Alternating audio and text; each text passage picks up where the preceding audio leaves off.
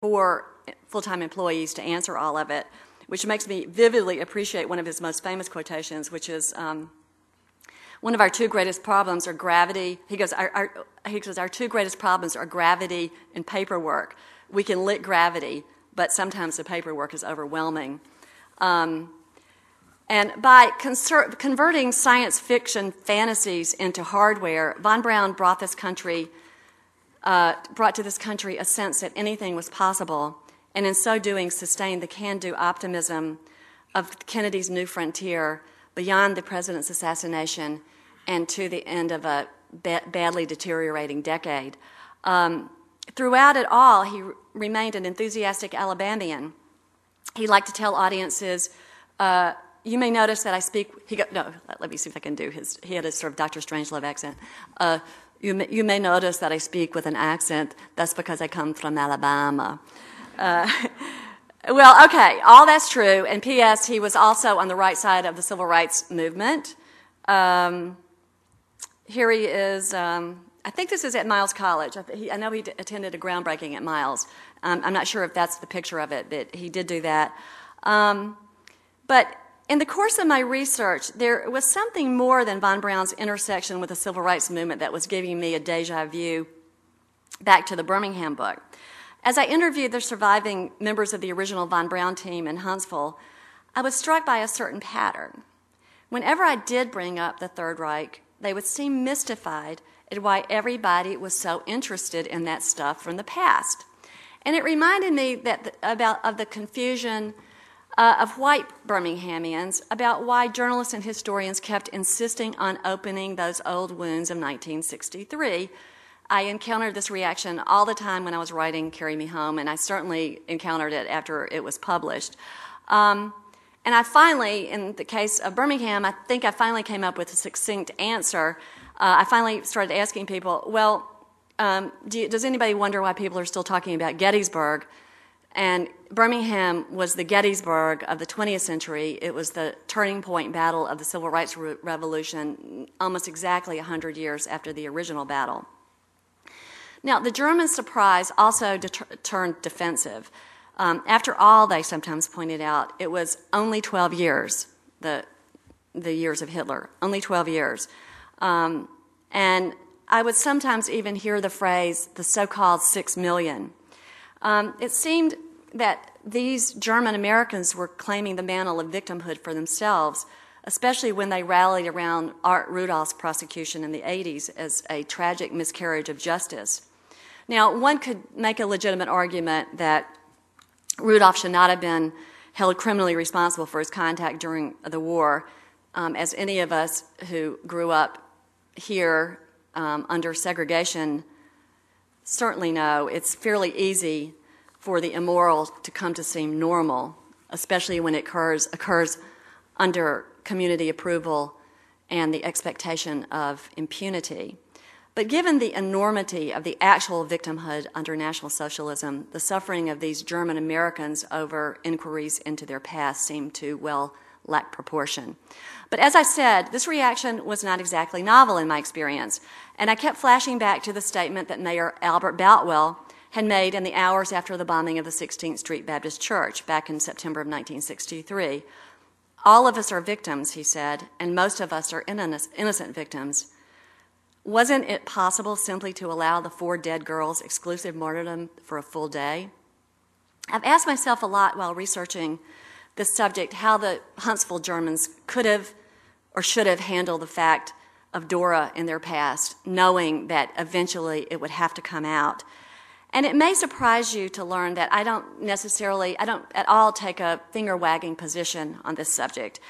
It's a given that the truth sets you free, and confession is a condition of absolution, but would there ever have been a right time to bring this up? Could the space program have survived the revelations of Dora? If we white Southerners have such a hard time explaining segregation to our kids, how could Art Rudolph possibly account for these pictures of Dora taken shortly after the United States Army liberated it in April of 1945? How indeed could von Braun have explained how he could have been an officer, however honorary, of the SS? And this is the only known picture of him. He's slightly obscured behind Himmler, who's in front of him, and you can see von Braun in his black SS uniform. History seems to observe its own schedule about when the public is ready to digest it. Von Braun's heroism was still relatively intact when he died of cancer at the fairly young age of 65 in 1977. That was just a few years before the Justice Department began investigating Rudolph. And history seemed to be waiting for Birmingham to come to terms with the 60s before dropping the latest bombshell. Historians had long been aware of the convict lease system on which the city's industry was built, but it was only recently that the subject seemed to have landed with the wide public thanks to Douglas Blackman's Pulitzer Prize winning book, Slavery by Another Name, which is currently being made into a documentary. You may have read about the little dust-up, which was classic, where they wouldn't let him film. They wouldn't let the filmmakers film some of the sites. And I can guarantee you this, though, Birmingham has produced more Pulitzer Prizes per square inch than any city in the country. But here's what I concluded. Perhaps all that would have been necessary for the German Americans in Huntsville to do would be to simply acknowledge this. What happened in Nazi Germany was an abomination beyond anything I could imagine, challenging every definition of humanity.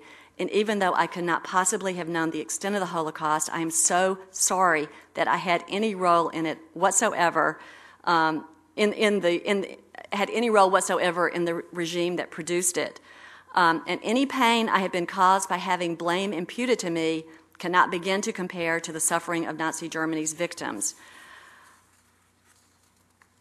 Because we sometimes get the clearest view of ourselves obliquely through analogy, the position of the Germans in Huntsville has given me some insight into how we Birminghamians might cope with our own past. After all, it's a piece of cake compared to what the Germans have had to contend with. Their master race policies, after all, led to genocide and a world war. The South's master race policies led to a civil rights movement, to what the historian Taylor Branch proposes was a new generation of founding fathers like Martin Luther King and Fred Shuttlesworth. And what happened in the streets not too far from here in 1963 was a nonviolent war which achieved the abolition of legal segregation in this country through the Civil Rights Act of 1964. So why, I wonder, given the glorious outcome, why not fully embrace that history? Why is it that Birminghamians, when confronted with this, white Birminghamians are so eager to kind of parse whether Birmingham was worse than any other city in the country, or in the South, in the segregated South? So maybe instead of complaining about why nobody ever gives us credit for all the great things going on here and stuff that you yourselves have sponsored, would it be that hard simply to say, we are so very sorry it was wrong? Then we might also be able to say, we are so very proud that the city that may or may not have been the most segregated in America was assuredly the place where the back of segregation was broken. Now brace yourselves, as Michael is on this committee, the 50th anniversary of 1963 is coming up. The preliminary plans are afoot for a year-long commemoration in 2013 of what President Kennedy understatedly called the events of Birmingham. Perhaps it's a sign of generational progress that I can hear so few of you mentally groaning, oh no, here we go again. And that's why I'm so eager to enlist you in my plot. I have a strong conviction of how the city could not only acknowledge the tragedy of our past policies, but also offer definitive, incontestable proof that change has come. A lot of money is going to go into this commemorative year coming up. And the city, in turn, is expected to generate a lot of money through tourism. As anyone who recalls the media coverage of the belated church bombing trials about 9 years ago in Birmingham, the city and 63 still excites a lot of international interest. And it would be a shame if some of the money that's going to go into this did not directly benefit those affected by the events that we will be honoring 2 years from now. So what I'm proposing around the city is something that I've been thinking about seriously since about this time a year ago, when I thought that Lifetime was going to make a movie of Carry Me Home. Yes, you heard that right, Lifetime and Carry Me Home in the same sentence. And that is to establish a fund to provide emergency financial assistance to those who suffered under the state-sponsored policies of segregation. Since Birmingham has been synonymous with those policies, it will put our name now on the remedies. On one hand, it would be a thank you to people like James Armstrong, who was one of the founding officers of the local movement here, and he recently died destitute after being bilked out of his savings by a scam artist and could not afford burial. Fred Shuttlesworth has an airport named after him. He's in the hospital as we speak, or about to be released. He is one setback away from extreme financial hardship. Besides making sure that heroes like them reach the end of their life with the dignity they deserve, the fund could also offer belated cash apologies to the living. People like Sarah Collins, she was the 5th victim of the 16th Street Baptist Church bombing. She was in the bathroom at the time it exploded. She survived, but she lost an eye as well as her sister Addie in the bombing, and her life has not been very easy since. There's an excellent model for this kind of organization in the Jazz Foundation of America.